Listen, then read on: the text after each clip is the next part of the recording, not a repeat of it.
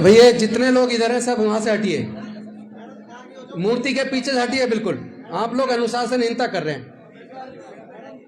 Madam please ये photography बाद में प्लीज। आइए आइए सब लोग प्लीज।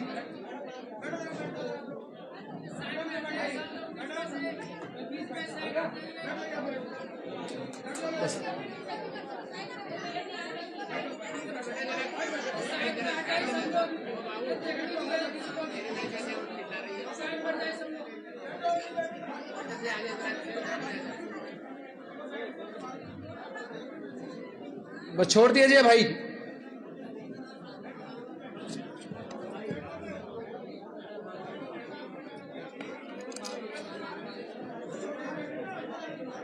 दुनिया को शांति और मानवता का संदेश देने वाले तथागत भगवान बुद्ध,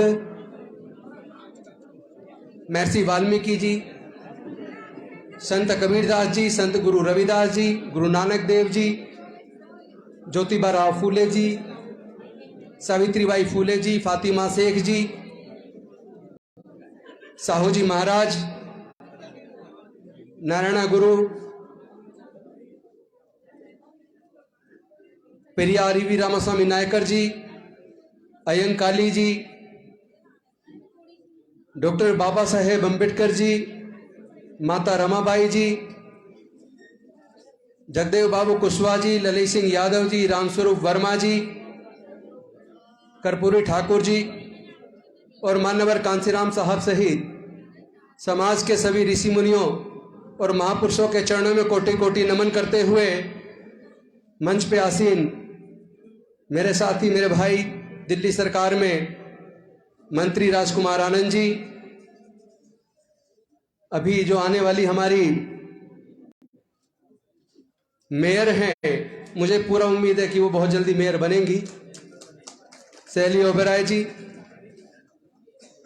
मंच पे आसीन सभी हमारे नेतागण, विशेष रूप से मिशन जय भीम की महिला विंग की अध्यक्षा सुशीला गौतम जी, रोशनलाल सागर जी हमारे मिशन जय भीम के उपाध्यक्ष भी हैं और अभी अभी निगम पार्षद बने हैं, और भी कुछ हमारे निगम पार्षद साथी बैठे हैं, मुझे अभी दिख नहीं, पता नहीं लगा कौन कौन है। जोशी जी, हमारे चौधरी साहब, जितेंद्र जी, सीपी सिंह जी और तमाम अंबेडकरवादी साथियों के साथ साथ उनसे भी ज्यादा महत्वपूर्ण लोग, हम सबसे ज्यादा, जो बिल्कुल हमारी अगली पंक्ति में बैठे, जिनको सुन सुन के हम बड़े हुए, उन सब के नाम नहीं लूंगा, वो सामने बैठे हैं। मैं उन सबको सैल्यूट करता हूं, क्रांतिकारी जय भीम करते हुए, विनम्र नमो बुधाय करते हुए अपनी बात शुरू करता हूं। मैं उम्मीद करता हूं कि आप लोग मेरी बात को ध्यान से सुनेंगे। प्रोग्राम तो यहां वर्षों से हो रहे हैं।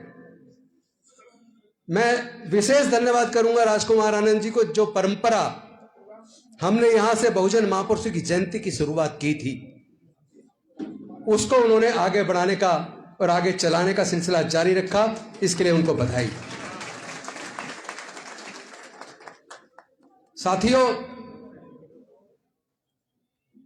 जो लोग अपना इतिहास नहीं जानते वो कभी इतिहास नहीं बना सकते। आज हम सावित्रीबाई फूले जी की जयंती मना रहे हैं, लेकिन सावित्रीबाई फूले जी के बारे में हमारे कई साथियों ने बोला। ये जो 31 तारीख, 31 दिसंबर, 1 जनवरी, 2 जनवरी और 3 जनवरी और 9 जनवरी, ये जो 10 दिन है बेहद महत्वपूर्ण है। बहुजन मूवमेंट के हिसाब से ये 10 दिन इतने महत्वपूर्ण है कि आपको उस गौरव की अनुभूति होनी चाहिए। और ये मैं इसीलिए आपको याद दिलाना चाहता हूं, क्योंकि जो लोग अपने बुजुर्गों का इतिहास नहीं जानते वो कभी इतिहास बना नहीं सकते। 31 दिसंबर 1818 को पेशवाओं ने, जिन्होंने देश के दलितों के मुंह के सामने कुल्हड़ और पीछे झाड़ू बांधने का काम किया था, जिन्होंने भारत की महिलाओं के साथ दुनिया में सबसे ज्यादा अभद्रता वाला काम किया था, उनके बीच और हमारे वीर महार जिस समाज से डॉक्टर बाबा साहेब अम्बेडकर थे, उनके बीच युद्ध हुआ 31 दिसंबर 1818 को। पेशवाओं की सेना में 28,000 सैनिक थे, 20,000 घुड़सवार थे, 8,000 पैदल सैनिक थे। लेकिन एक तरफ जो समाज हजारों साल की जिल्लत भरी जिंदगी से तंग आकर और जिन पेशवाओं ने उनकी जिंदगी को जहन्नुम बनाकर उनके मुंह के सामने कुल्लड़ और पीछे झाड़ू बांधने का काम किया, उस जिल्लत से बदला लेने के लिए दिल मिला रहा था। इतिहास के पन्नों में कभी इस तरह का युद्ध आपने कभी ना तो देखा होगा ना कभी देख पाओगे। एक तरफ 28,000 की पेशवाओं की सेना और एक तरफ 500 हमारे दलित समाज के, महार समाज के बहादुर सैनिक।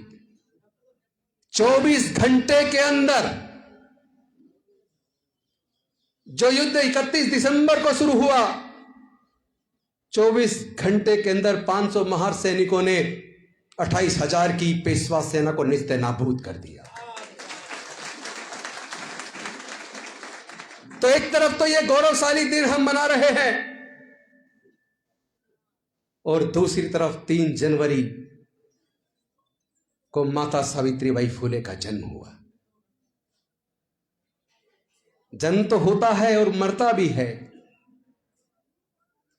लेकिन इतिहास पुरुष वो बनते हैं जो लीक से हटकर काम करते हैं, जो अपने लिए नहीं जीते, जो दूसरों के लिए जीते हैं।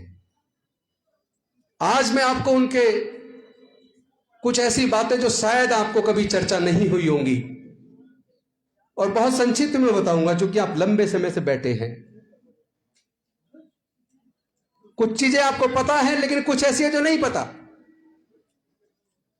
1 जनवरी 1848 को जिस भारत में मनुस्मृति की वजह से, हिंदू धर्मशास्त्रों की वजह से देश के 90% लोगों के पढ़ने लिखने पर धार्मिक बंदिश थी, व्यापार करने पर, संपत्ति रखने पर धार्मिक बंदिश थी, और केवल दलित, पिछड़े, आदिवासी नहीं, भारत की किसी भी जाति और धर्म की महिलाओं के पढ़ने पर धार्मिक बंदिश थी। भारत में पहली बार भारत में महिलाओं को पढ़ाने के लिए पहला स्कूल महिलाओं का 1 जनवरी 1848 को माता सावित्रीबाई फुले ने खोला। हम लोग उसकी भी वर्षगांठ मना रहे हैं। मैं 1 जनवरी को उस स्कूल में गया था, पूना के अंदर, भीमा कोरे गांव भी गया।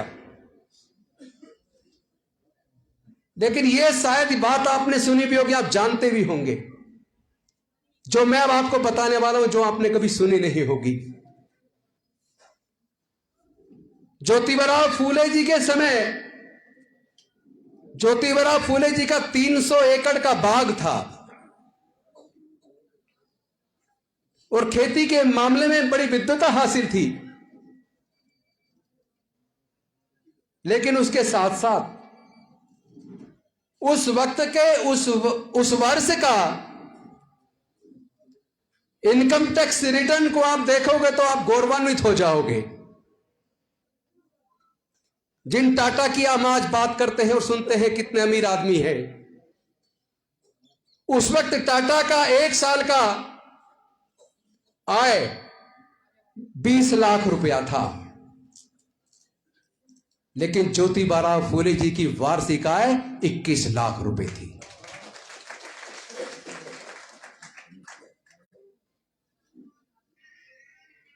लेकिन उन्होंने अपना पूरा जीवन, अपना पूरा सामर्थ्य, अपनी पूरी ताकत, अपना पूरा पैसा, क्योंकि वो बहुत बड़े कॉन्ट्रैक्टर भी थे,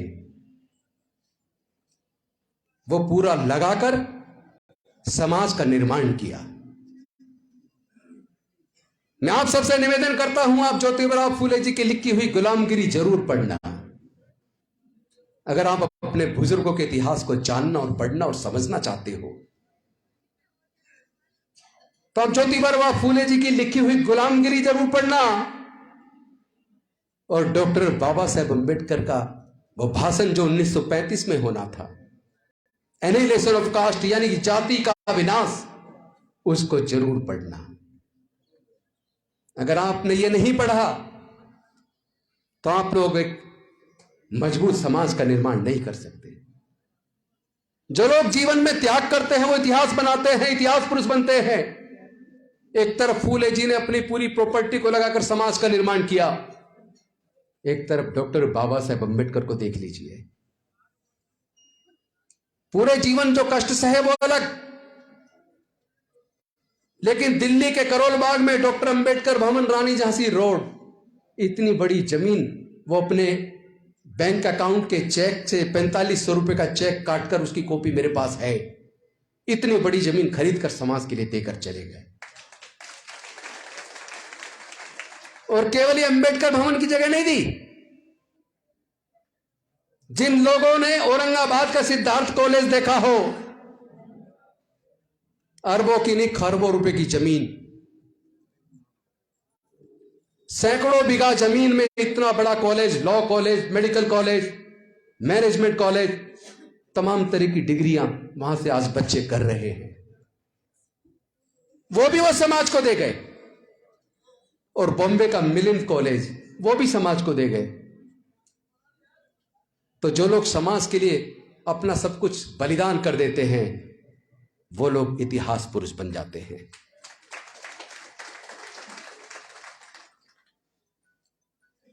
आप लोगों को समझना पड़ेगा, आपकी हमारी एक जिम्मेदारी है। डॉक्टर बाबा साहेब अम्बेडकर जी ने अपने 4 बच्चे गंवा दिए, जवानी में अपनी पत्नी माता रमाबाई को गंवा दिया। सोच के देखो, अपने 4 बच्चे और अपनी पत्नी को गंवाने के बावजूद उन्होंने अपना पूरा जीवन हमारे और आपके लिए कुर्बान किया। क्या डॉक्टर बाबा साहेब अम्बेडकर की कुर्बानी को हम बेकार कर देंगे? क्या समाज के प्रति हमारी कोई जिम्मेदारी नहीं है? हम सब लोग को एक बात समझनी पड़ेगी, डॉक्टर बाबा साहेब अम्बेडकर जी ने क्रांति करके हमारे हजारों साल की गुलामी को तोड़कर हमारे आगे बढ़ने के रास्ते बनाए। उन्होंने क्रांति की तो हमारे आगे बढ़ने के रास्ते बने, लेकिन उसके बाद एक दौर प्रतिक्रांति का आया। जितने रास्ते उन्होंने हमारे समाज के आगे बढ़ने के बनाए, वो सारे रास्ते सरकारों ने, सत्ता में बैठे हुए लोगों ने आज बंद कर दिए। आप बताइए, क्या पढ़ाई के बिना हम लोग तरक्की कर सकते हैं? आप बताइए, अगर डॉक्टर बाबा साहब अम्बेडकर कुर्बानी नहीं करते, अगर हमारे पढ़ने लिखने के लिए रिजर्वेशन की व्यवस्था ना करते, अगर सरकारी नौकरियों में रिजर्वेशन करके हमारे अफसर बनने का रास्ता ना खोलते, अगर वो राजनीतिक रिजर्वेशन देकर हमारे काउंसलर, एमएलए, एमपी बनने का रास्ता ना बनाते, तो क्या राजेंद्र गौतम कभी एमएलए और मंत्री बन पाता? क्या राजकुमार आनंद कभी जीवन में मंत्री या एमएलए बन पाते? क्या वीणा आनंद कभी एमएलए बन पाती? हम जो कुछ बने हैं केवल अपनी मेहनत से नहीं, डॉक्टर बाबा साहब अम्बेडकर के त्याग और बलिदान और कुर्बानी की वजह से बने। लेकिन दुख इस बात का है, हमारे लोग डॉक्टर बाबा साहब अम्बेडकर को मानने की तो बात करते हैं, लेकिन डॉक्टर बाबा साहब अम्बेडकर की बात को नहीं मानते।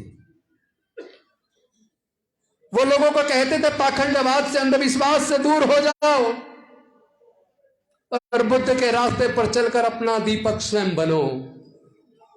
किसी बात को इसलिए मत मानो क्यों बड़े बड़े महापुरुषों ने कही है, बड़े बड़े ग्रंथों में लिखी है। किसी बात को मानने से पहले पढ़ो, जानो, समझो, अपनी बुद्धि और विवेक की कसौटी पर कस कर देखो, और उसके बाद आपको लगे ये बात सही है तो उस बात को मानो। लेकिन हमने डॉक्टर बाबा साहब अंबेडकर की बात को नहीं माना। हम लोग सबसे ज्यादा बड़े अंधविश्वासी पाखंडवादी बन गए। हमारे बच्चे स्कूल जाने की बजाय कावड़ लेने जा रहे हैं।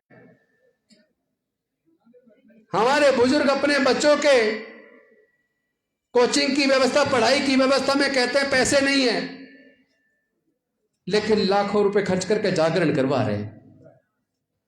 क्या इससे हमारे समाज का भला हो जाएगा? क्या इससे हमारे बच्चों के जीवन में कोई खुशहाली या तरक्की आएगी? और सबसे ज्यादा दुखदाई बात जो मैं अब आपको बताना चाहता हूं, हो सकता है आप उस बात को जानते हो, लेकिन अनजाने में आप उसको इग्नोर कर रहे हैं। हम यहां तक आए हैं केवल पढ़ाई की वजह से आए हैं। बाबा साहब ने पढ़ने का रास्ता बनाया, रिजर्वेशन दिया, तो हम लोग यहां तक पहुंचे। लेकिन क्या आपको पता है आपके आने वाले बच्चों के भविष्य की पढ़ाई के रास्ते बंद कर दिए गए हैं। नई एजुकेशन पॉलिसी ने रही सही कमर भी तोड़ दी। आज दलित समाज के, पिछड़े समाज के, आदिवासी समाज के, अल्पसंख्यक समाज के 99% बच्चे हायर एजुकेशन का खर्चा नहीं उठा सकते। अगर आपको अपने बच्चे को हायर एजुकेशन में, प्रोफेशनल कोर्स में भेजना है, तो आपको लाखों रुपए की सालाना फीस खर्च करनी होगी। और जो सरकारें पढ़ाई की बात तो कर रही हैं, लेकिन मैं आप सबसे पूछना चाहता हूं, क्या 12वीं तक की पढ़ाई करके कोई किसी लायक बन पाएगा? 12वीं तक तो सरकारें पढ़ा रही हैं। मुझे बताइए, 12वीं के बाद हायर एजुकेशन पे तो कोई सरकार पैसे नहीं दे रही। तो हायर एजुकेशन की व्यवस्था अगर सरकारें नहीं करती, तो क्या हमारे बच्चे पढ़ लिख कर कामयाब हो पाएंगे? 10वीं 12वीं पढ़े हुए से क्या होना है? हमारे आगे बढ़ने के रास्ते लगातार सरकारों के द्वारा साजिश के तहत बंद किए जा रहे हैं। इंडियन रेलवे बेच दिया, एयरपोर्ट बेच दिए, एयर इंडिया बेच दिया, बैंक बेच दिए, इंश्योरेंस कंपनी बेच दी, पेट्रोलियम कंपनी बेच दी, गैस कंपनी बेच दी। जहां जहां हमारे लोग नौकरियों में आ जाया करते थे, वो ज्यादातर कंपनियां ऑलरेडी बेच दी गई। और केवल कंपनियां नहीं बेची, हमारे मेजॉरिटी में लोग 4th क्लास में आ जाया करते थे, उसको पूरी तरीके से ठेकेदारी प्रथा लाकर हमारे लोगों के 4th क्लास में आने के भी रास्ते बंद कर दिए।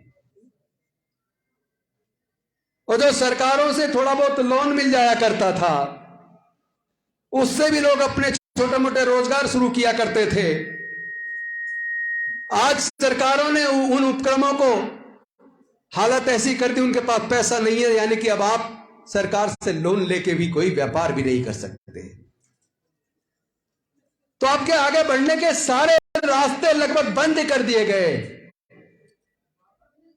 मैं पूछना चाहता हूं आप सबसे, क्या हमें अपने आने वाले बच्चों को हम लोग क्या गुलाम देखना चाहते हैं? मैं आप सबसे पूछ रहा हूं, क्या आप अपने बच्चों को गुलाम देखना चाहते हो? नहीं। लेकिन आप चाहते हो या नहीं चाहते हो, आपके बच्चे गुलाम बनने वाले हैं, ये तय है। और उसका कारण है, हमारे लोगों पे इतना पैसा नहीं कि अपना व्यापार कर ले। हमारे लोग यूनाइटेड नहीं है। पढ़ाई हाथ से छिन रही है, नौकरियां हाथ से जा रही हैं, और हम लोग जिस रास्ते पे चल रहे हैं, वो रास्ता हमारे लोगों को गुलामी की तरफ ले जा रहा है। मुझे डॉक्टर बाबा साहेब अंबेडकर की 25 नवंबर 1949 का भाषण याद आता है। मंत्री जी आप भी सुनिए, राजकुमार आनंद जी, ये बहुत महत्वपूर्ण है। 25 नवंबर 1949 को जब संविधान सभा की बैठक चल रही थी, और उसमें डॉक्टर बाबा साहब अंबेडकर जी को बोलने के लिए खड़ा किया राजेंद्र प्रसाद जी ने। तो डॉक्टर बाबा साहब अंबेडकर जी ने कहा बहुत कुछ है, वो सारा नहीं कहूंगा क्योंकि समय कम है, सिर्फ 2 बातें कहूंगा। एक बात तो उन्होंने कही थी कि कोई भी संविधान कितना ही बेहतरीन क्यों ना हो, अगर उस संविधान को लागू करने की जिम्मेदारी जिनके कंधों पर है, अगर उनकी नीयत अच्छी नहीं है तो बढ़िया से बढ़िया संविधान बुरा साबित होगा। और दूसरी बात उन्होंने कही थी कि आज भारत आजाद तो हो रहा है, लेकिन भारत के लोग आजाद बने रहेंगे, इस पे मुझे संदेह है। यह संदेह उन्होंने क्यों जाहिर किया, आज उस पर चर्चा करनी बेहद जरूरी है। उन्होंने कहा था आजादी प्राप्त करने के बाद हमारे हाथ में सत्ता तो होगी, हम सरकारें तो वोट से चुनेंगे, लेकिन वो दिन सबसे ज्यादा खतरनाक होगा जिस दिन हम लोग विचारों की बजाय नेताओं के प्रति इतने अंतभक्त हो जाएंगे कि हम नेताओं को अपना आइकन बनाकर उनकी बात को सुने बिना, उनको परीक्षण किए बिना अंधभक्त होकर उनके इशारे पे चलना शुरू कर देंगे। उसी दिन भारत में तानाशाही की जड़ें फिर से मजबूत हो जाएंगी। भारत पेपर पे आजाद तो रहेगा, लेकिन भारत के लोग अपनी आजादी खो देंगे। अनफॉर्चुनेटली आज भारत के साथ वो हो चुका है।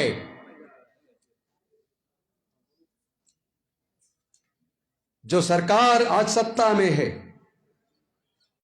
यूनिवर्सिटीज में अपनी पढ़ाई का पूरा खर्चा खुद उठाना होगा, ए ग्रेड यूनिवर्सिटी का, जो लाखों रुपए साल का होगा। तो 99.9% दलित, पिछड़े, आदिवासी समाज के बच्चे ए ग्रेड यूनिवर्सिटी में नहीं पढ़ पाएंगे, ये मेरा दावा है। दूसरी, उन्होंने न्यू एजुकेशन पॉलिसी में बी ग्रेड यूनिवर्सिटी बनाई। बी ग्रेड यूनिवर्सिटी में 75% खर्चा बच्चों को खुद उठाना होगा, वो खर्चा भी लाखों रुपए साल का होगा। यानी गरीबों के बच्चे, दलित, पिछड़े, आदिवासी, अल्पसंख्यक और जनरल कैटेगरी के मजदूर, किसान और गरीब, उनके बच्चे भी वो लाखों रुपए साल का खर्चा उठाकर बी ग्रेड यूनिवर्सिटी में भी नहीं पढ़ पाएंगे। और तीसरी यूनिवर्सिटी होंगी सी ग्रेड। सी ग्रेड में 25% खर्चा जनता को खुद उठाना पड़ेगा, स्टूडेंट को उठाना होगा, वो भी 20-25 हजार रुपए से कम नहीं होगा। मुझे पूरा यकीन है गरीब वर्गों के 95% बच्चे सी ग्रेड यूनिवर्सिटी में भी नहीं पढ़ पाएंगे। यहीं से मैं जोड़ता हूं ज्योतिबा फूले जी की बात को।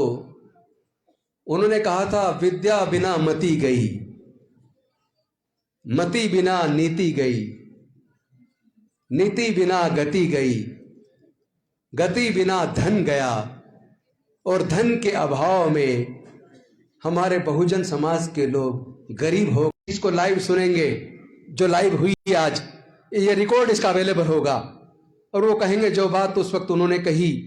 और जो संदेह 25 नवंबर 1949 को अपने संविधान सभा में दिए हुए भाषण को डॉक्टर बाबा साहब अंबेडकर ने जो संदेह आजादी को लेकर जाहिर किया था, वो संदेह और कोर्ट के अंदर एक वकील के तौर पर सुप्रीम कोर्ट और हाई कोर्ट के अंदर पब्लिक इंटरेस्ट लिटिगेशन डालकर जो सरकारें हमारे लोगों के हक अधिकार को छीनने का काम करेंगे, उन सरकारों को निस्तानाबूद करने का हम काम करेंगे। हम लोग इस लड़ाई को लड़ेंगे, क्योंकि यह लड़ाई किसी कुर्सी की लड़ाई नहीं है। और आप कह रही थी कुर्सी चली नहीं गई। वो बंते जी कह रहे थे कुर्सी कहीं नहीं गई, यही अंदर मेरे भाई को मिल गई है। तो कुर्सी की चिंता मत करो, कुर्सियां आएंगी और जाएंगी। ये कुर्सियां सब डॉक्टर बाबा साहब अम्बेडकर की दी हुई हैं। कोई भी व्यक्ति कुर्सी से बड़ा नहीं हो सकता, लेकिन अपने कर्म से, अपने आचरण से छोटी कुर्सी को बड़ा बना सकता है। मैं पूरे देश के अंदर लगातार जा रहा हूं। अभी तक जो मेरे दौरे चल रहे हैं सारे साउथ इंडिया के चल रहे हैं। तमिलनाडु, आंध्र प्रदेश, तेलंगाना, महाराष्ट्र, उधर गुजरात से बहुत ज्यादा इन्विटेशन आ रहे हैं, राजस्थान से बहुत ज्यादा आ रहे हैं, मध्य प्रदेश से, यूपी से। पूरे देश में जाके अपने समाज के हक अधिकार की लड़ाई को लड़ने का फिर से समय आ गया है। बाबा साहब ने क्रांति की हमारे लोगों को हक अधिकार दिलाने के लिए। मनुवादियों ने प्रति क्रांति की हमारे अधिकारों को छीनने के लिए। अधिकार छीन गए। अब अगर कुछ बचाना है, इस लड़ाई को आगे बढ़ाना है, तो हमें फिर से डॉक्टर बाबा साहब अम्बेडकर, मान्यवर कांसीराम सहित हमारे समाज के महापुरुषों के रास्ते पे चलकर अपनी दोबारा से क्रांति की आग को बढ़ाना होगा। हम अपने खून की एक एक बूंद से बाबा साहब की जलाई हुई मसाल को जलाने का काम करेंगे। हम इस लड़ाई को लड़ेंगे, हम इस लड़ाई को जीतेंगे। बहुत बहुत धन्यवाद। जय जय जय जय जय भीम। जय जय जय जय जय भीम। जय जय जय जय जय भीम। बहुत बहुत धन्यवाद। नमो बुद्धाय। जय भीम, जय भारत। समय का आज